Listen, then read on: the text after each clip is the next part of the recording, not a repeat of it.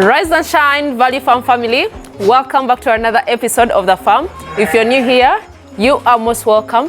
Please consider subscribing if you haven't already, and also turn your notification bells on. And of course, to all our returning subscribers, thank you so much. Karibuni sana. Thank you for joining us today. We are back at the farm and we are really super excited. It's a beautiful day to be here and of course to share with you guys updates and everything that is really happening at Value Farm. I also have my co-director who's going to say hello to you guys and also maybe say something.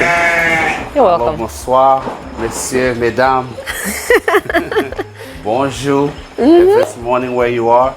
But no, I'm actually, again, as usual, I'm super excited to be here. But today I'm in a particularly good mood. And there's a reason for that. Even though it looked a little dreary, that's because the rains are here. You know, as we drive into the farm, the roads are not that great. But you know, the car gets all muddy. But when we leave the farm, that's actually a source of pride and understanding. True. Because everybody know, no matter what car you're driving, but you're coming from the farm. And I'm a proud farmer. I have no shame. People knowing where we're coming from. Jeans could be dirty, overalls could be ripped. You understand? In fact, I have a shirt in particular. Now it's connected 4 holes. Oh my God. I've been actually advised to get rid of it. Yes. But for me, it's my armor. It's my aegis. I wear that shirt with pride. As a matter of fact, I'm hoping to get a natural rip. You know, I don't have a 6-pack like these guys in the field. But you know, those guys, because they're always out there working, digging, these guys have super muscle. This is like muscle on top of muscle. I don't even know how. But I will tell you this, if I get a rip somewhere on the back, you guys will see it on a thumbnail. But on a serious note, we're here at the farm. We're back at the original goat structure here. Yeah. This structure is currently being utilized temporarily to actually give our sheep shelter from the rain. But we also have another section. In fact, there's a whole nother section on the other side behind the camera that's completely empty, but we actually have it closed because some of the floors need to be repaired. So temporarily, they're on the side here in the middle, but the sheep are on the extreme opposite end. And when the floors get repaired, the goats will actually be shifted to this side. And of course, the sheep ultimately will end up moving into this house permanently as their numbers continue to grow, because you guys know we have different structures for different animals, different herds, different groups. Yeah.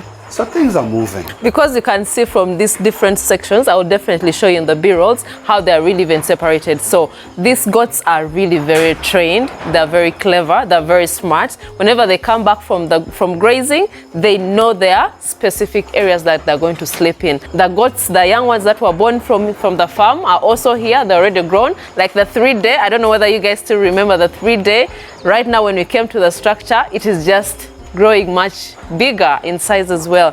But I think because of the genetics that we've introduced to the farm and what we are really doing from our research as well, it has really helped us so much, because we've learned from our previous mistakes how we were really taking care of these goats, you know, putting them maybe all the males together and only the females alone. So putting them in smaller sections has really helped us a lot, accountability-wise, management as well. And even whenever our vet comes to check them in the morning, it's much, much easier, because even to identify the ones that are not feeling well, in case of vaccinations, it's much easier to really have them in smaller sections. And it's a good thing for us as well at the farm.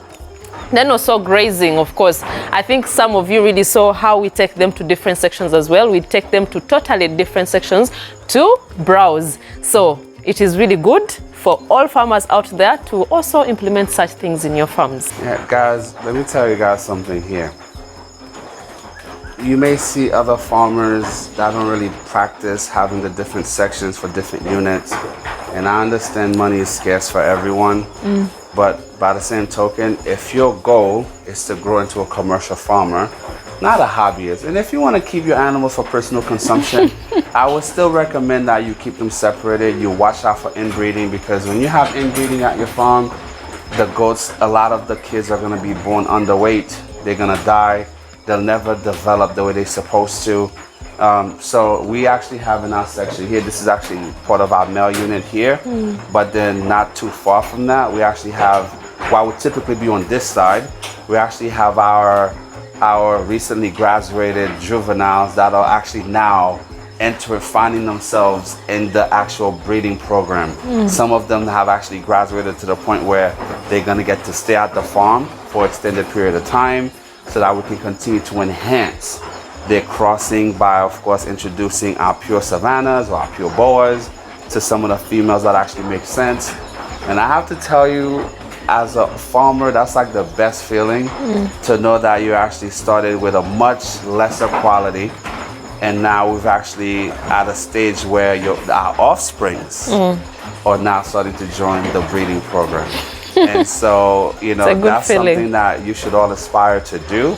I know that actually brings the most joy to my heart, because let me tell you, kidding season is almost here. We actually had some that actually have delivered, you know, but like the feeling of going to bed if you have 50 goats and waking up with 70 goats, right? To know that science, biology is actually making you money. I think that's how you hack the system. Seriously. That is very true. And you all should do the same if you can, you know, whatever you're able to do, definitely consider doing this aspect of it. I think the synchronization is just the way to go, because when you see all the goats coming at the same time, apart. it is really so good. And of course, it also makes you to really prepare so well. It gives you time, not just getting you abruptly and you don't know how to, you know, take care of these kids here, and even reduces the mortality, because at least you're well prepared. You know how the housing is supposed to be, how they're going to be taken care of carefully, and you know, it is a really very good thing as well. Now, I also wanted to actually share something with my fellow farmers, because as we actually look forward for our goats to multiply, and I know for many of you, this is like the time, this is what your worst nightmare truly comes to life, is when your goats are starting to deliver because of the mortality rate. And I'm super passionate about this, because at one point we were being misled. We truly didn't understand, or actually had seen proof, that as a farmer, particularly when you're dealing with small ruminants, particularly dealing with goats, even dealing with sheep, mortality rates in sheep are far lower than goats. That is true.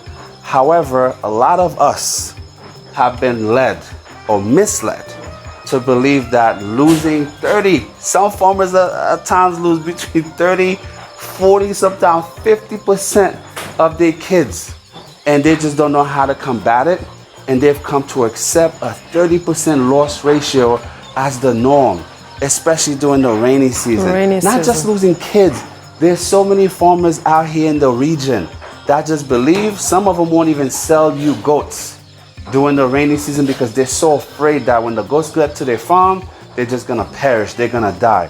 But the reality of it, guys, if you actually have proper management, you have a good system in place. We always tell you guys, don't just go out randomly and purchase goats from people.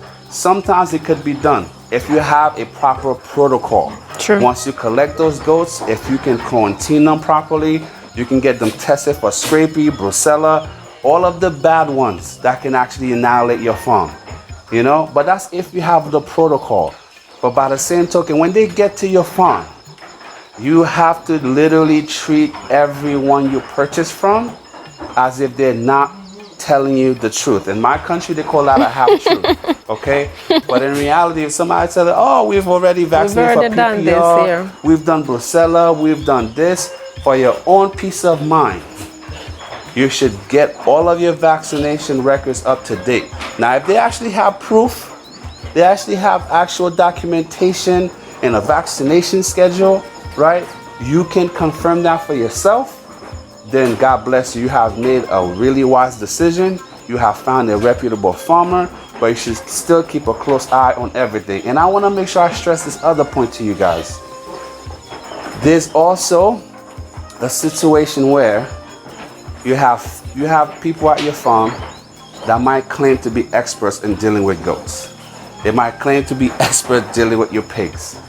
But in reality, these folks are actually learning their job while they're killing your animals. And how do they do that? Sometimes it's not meant to be done with malice. It's just lack of knowledge, right? And that's the original sin. For my fellow farmers out there, If you have a manager or an assistant manager or somebody that you bring into your farm that's claiming to have all the experience under the sun and the moon, okay? And they tell you they know how to treat the goats and they treat your animals, don't trust anyone. Because the most common mistake that we actually know that it occurred here sometime in the past, it's occurred with other people, it's probably happening at your farm right now. You might have a manager claiming that they understand how to manage goats. But in reality, these people are watching on YouTube. Negligent. And they are literally just making it up as they go. And the most common mistake they make, they don't understand the different size of the animal, different ages of the animal require different level of dosage, both when it comes to vaccination, as well as deworming and maintenance schedule. So sometimes they're gonna underdose your goats or your sheep, and at times they will overdose your goats and your sheep, right? So don't listen to anyone telling you all your kids are dying because they're cold. A lot of your kids, when they end up with diarrhea, it's not because they're cold. It's not just because of standard worm. It's because the actual scheduling when the mothers of these kids were actually carrying their kids were not properly cared for. They did not get the proper maintenance to carry that immunity onto their offsprings. So if your kids are born 2 to 3 days later, you see them with diarrhea, 5 days later they're dying, and some of them make it up to 1 month, and then all of a sudden they're dropping dead, just understand, whoever you might have at your farm is not following the protocol you should have in place at your farm. So please, I know it's difficult. Those of you that can actually reach out to reputable vets, and it pains me to say, it's harder to find reputable vets in Uganda than to actually find a 3 to 5 carat diamond in the middle of the street downtown Kampala. They're here, but it's very, very hard to find. But those of you, if you have one, don't be selfish. Share with your fellow farmers, talk to your neighbors, talk to your experienced farmers, and believe me, a lot of these other herdsmen, they know the natural way of treating your animals. And if you happen to have one of those guys at your farm, it's perfectly okay. But do not accept a 30 to 40% loss rate of the goats at your farm as it's just the rainy season. That is just pure malarkey. Please. Wow, that is a very, very good point there. And I think, it's not about you getting people who just claim, because we've talked about this even before in even other previous videos. So you shouldn't really rely on people who experiment on your goats. Then also another thing that I really wanted to put out there for our farmers, because this is one of the most common questions that people really ask us about the market, because it doesn't make sense for you to invest so much money in your goats, in your pigs, in your sheep, but there's nowhere you're going to sell them. Where are you going to get the profits from? So most of you ask us about that a lot. But the energy you put into investing, the money that you put into buying these goats is the energy that you should also put when you're looking out for the market. Do not just leave the middlemen to come for you, to come and buy from you, and they cheat you. You're going to make these guys richer and you're going to stay poor. That's why most farmers think farmers are poor, just because they're being cheated. The middlemen are right there taking advantage of them. So go on social media, go to different farms as well, ask them where they sell as well. Because us personally, we also talk to our fellow farmers. We ask them where they take the animals, the best prices. You compare the prices on the market so that you can definitely sell. Guys, let me just share something. I don't know, this is not a secret, but it's a fact. But most people don't think about this, okay? Yeah. Ask yourself, these massive abattoirs that probably process between 1,000 to 2,000 goats per day, maybe like 300 to 500 cows per day, right? Where is that meat going? And the number one mistake we make as farmers, especially the new ones, the green ones, the buds just coming out of the farming ground. You know the mistake we all make? Every single one of you is just like us. But here's the difference. And I'm going to tell you the mistake you're making right now, right? You're thinking to yourself, nah, I'm a farmer. I'm in pigs, I'm doing goats, I have my poultry. But you know what? You're thinking the only way you can sell your meat It's by going to Carrefour. It's by going to other huge chain supermarkets. It's by spending hundreds of, I would say at least 50 to 80 million shillings to actually go get a fancy shop at a mall near you. Thinking you have to build a very fancy establishment to sell your meat. But let me tell you, dear farmers, my good people, that's where you are wrong. Because there are so many farmers that take their pigs or whatever livestock they deal with to the abattoir. And pay attention to how many bodas that are leaving those abattoirs with a half of a cow. Where are they taking it?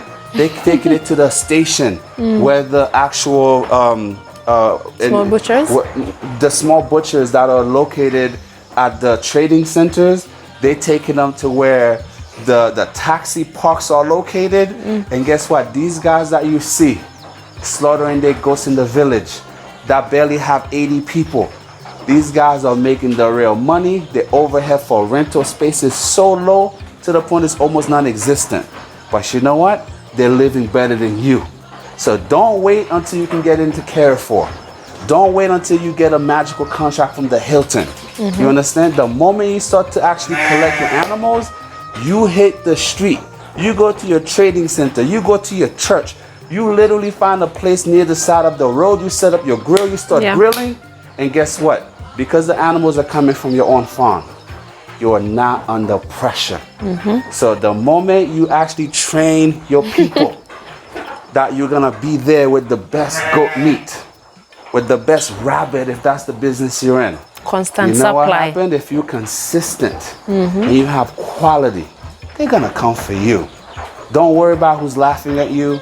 Don't worry about not being in a fancy mall, because at the end of the day, if you are consistent, you're gonna make your money. And believe me, in the end, you're gonna be the one laughing when you're driving your brand new product, making the money both at your farm and of course taking advantage of their trading center. So the taxi park, car washes, even if it's not the fancy ones with the automated machines, just be consistent. You create your market. And for those of you, everybody out here, most of you, you might be living with your mom, sharing a bed with your big brothers and sisters, but you have a smartphone. And there's no excuse. If you have a smartphone, you have data, you can get on Instagram. You can get on YouTube. TikTok. You can get on TikTok. Take advantage of what the good Lord has provided for us within the space. You have to market yourself. You have to be the biggest advocate. But most importantly, integrity, honesty. Make sure that you give the people what you're telling them you're giving them. Don't bring sheep and pretend that it's goat meat. Because when you do that to people and they find out, they'll never come back to you. You understand? True. So make sure you treat everybody with respect, and you have to respect your business and your name more than anything. And the rest is going to take care of itself. Oh, wow, that is really so amazing. And as they say, you can always lose if you don't learn. So learn a lot so that you can definitely prosper. Guys, when you go out there to look for a market, and for those of you, you may ask yourself why one of your fellow farmers are able to get the contract to deliver meat to the Eco Lodge in the village. And yet you might have like 100 times more goats than that person, 100 times more cattle than that person. You know how that you might be asking yourself, well, how did he or she, brand new to the scene, got that contract and you did not? There's two reasons for that. Number one, they had the audacity to believe that they were worthy of getting that contract because they actually got up, they were purposeful, they dressed for the part, and they walked into that business and they asked for the business, okay? But you yourself, sitting there with 2,000 cows, you're wondering why nobody come here to purchase? Because a lot of people in this region, they feel that they can just sit on their high horse, the fact that they have a big farm, that the market is gonna come to them.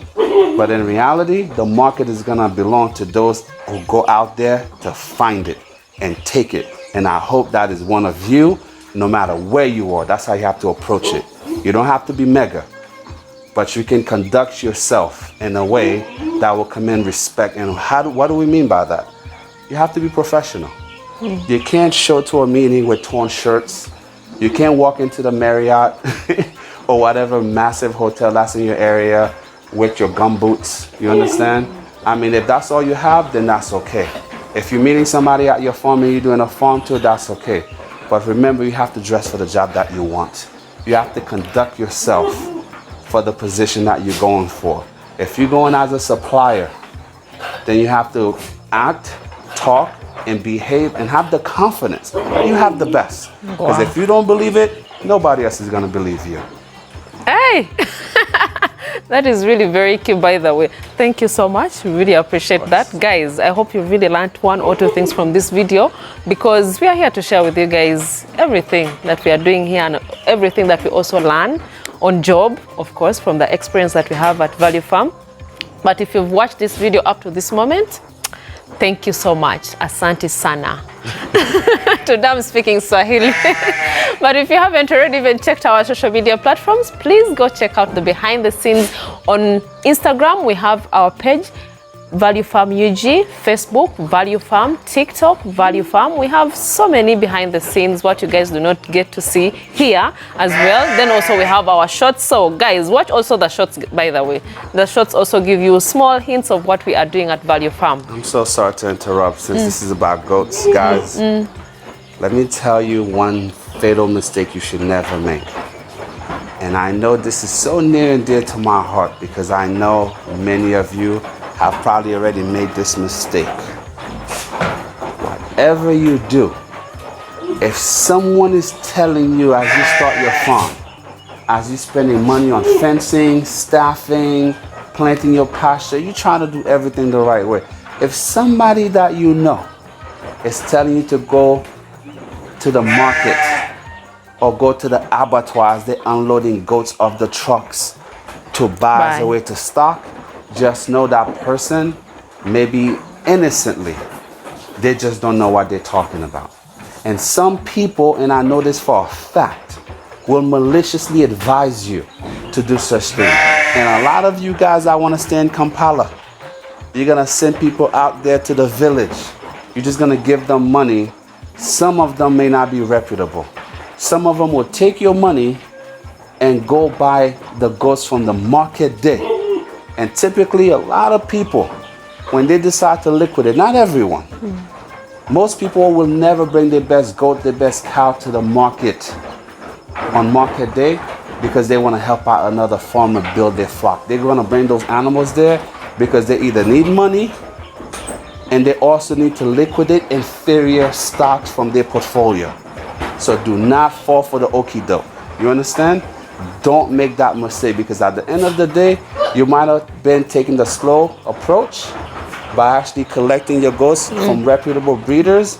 You might be sitting there with 20 goats and want to go to 50, and you're wondering, where do I go get another 30 goats? And people will tell you, go down to the butcher. Sometimes they get the giants coming off the truck. You know, you can get it for so cheap, because people give us that advice. Luckily, we didn't go forth with it, but I know a lot of people who did, and they lost so much. So I didn't want to make this a long-winded video. I just did not want to close out without making sure that you got this information, because the most qualified and productive farmer is an educated farmer. And again, welcome to Value Farm, and we're so grateful you're here following us on our journey. And hopefully one day we might be at a farm near you. You know, maybe one day you'll be standing in between us, or maybe on YouTube we'll see you producing your content and implementing what you're learning from us here, because we have to help each other in order for us to come up. So, sorry, please close out. Thank you so much. Cheap is expensive. That is the overall about that. So true. Yeah, because I was sharing with you the other time the story of one of our friends who was saying that these guys went to a farm, and this is a live story. It's not something that we're picking up from somewhere else. So this farmer here went to a market, bought so many goats, over like 600 goats, because they wanted to, you know, commercial, a big farm. But within like 2 months, they were down to 300 goats. They didn't know what was happening. They were dying one by one. One by one. By the time the vet came in to check what was happening, it was really too late. So do not make those mistakes, guys. But we really appreciate you guys for at least paying attention and taking notes. Those who usually come with your notes, please. Speaking of notes, I have a bone to pick with you people out there, especially my good people. Why are you guys watching the video and not sharing on the community tab? Why are you not communicating and participating with your fellow farmers? Whatever question you have, leave it in the comment. And again, the only stupid question is the one that you don't ask. You understand? Don't just watch this content and stay quiet. That's a Ugandan thing. People like to just stay quiet. They like to lurk in the shadow. You guys need to participate, because you know what? What we do here, it's a family. It's a community. Yeah. So don't just keep this info to yourself. Comment, ask questions, you know, post stuff on the community tab, because again, we definitely read those comments. And sometimes those are the inspiration that we take.